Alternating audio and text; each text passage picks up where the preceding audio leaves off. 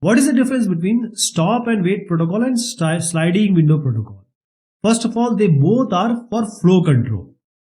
So you will see them you will talk about them in the different layers, data link layer also, and in the TCP, that is transport layer also.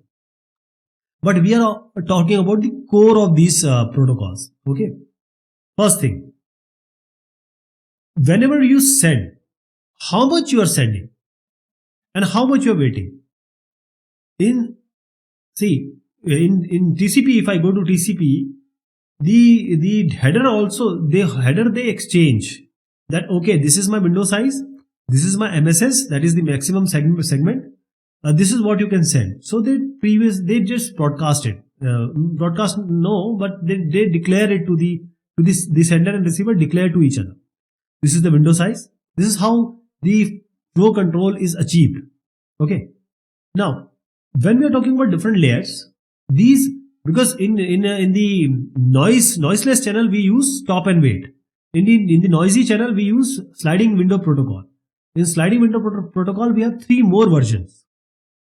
There are 3: stop and wait and all these ARQ and etc. But we'll talk about that. But let us see the difference between these two specifically.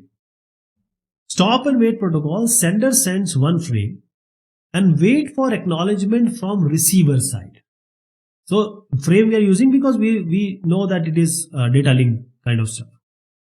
In sliding window protocol, sender sends more than one frame to the receiver side, and this is the window. This is not the actual window. This is a logical window, and retransmit the frames which is damaged or suspected to be damaged.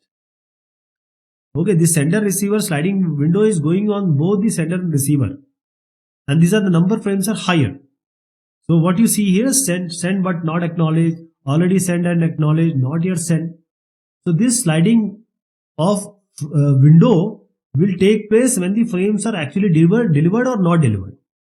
So this is how we achieve the flow control and also the reliability, of course, especially in TCP.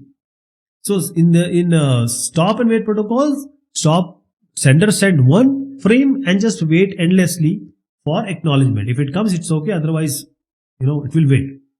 The efficiency of stop and wait is worse. Why? Because if the acknowledgement doesn't come back, what will happen? It will wait endlessly. The efficiency of sliding window protocol is better, because if you actually go to the detail of sliding window protocol, you'll see that the window will slide also, and there will be some retransmission also going on. So things are better here. The efficiency of sliding window protocol will be, I'll tell you the actual formula also just now. So the sender window size of stop and wait is 1. But what you see here, the window size of sliding window protocol is n. For example, this is 4. The number is 4 here. Then receiver size, stop and wait protocol 1 and 1. So sender will also have 1. The window size, the receiver also will have the size as 1. Okay. When we come to the sliding window protocol, the sender window size of sliding window protocol is n, and the receiver will may be 1 or n. It can be 1 also, it can be n also. It depends on the receiver. In stop and wait protocol, sorting is not necessary. Here it may be required. In sliding, it may not be.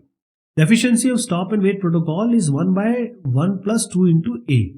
A is the ratio of the propagation delay and transmission delay. This comes while making the frame and sending and all this. So this A. And the efficiency of sliding window protocol is n by 1 plus 2 into A. A is the ratio of propagation delay versus transmission delay, and n is the number of window frames. Stop and wait protocol is half duplex, and as I said, for noiseless channel it is used, and mainly it is a data link layer protocol, and flow control.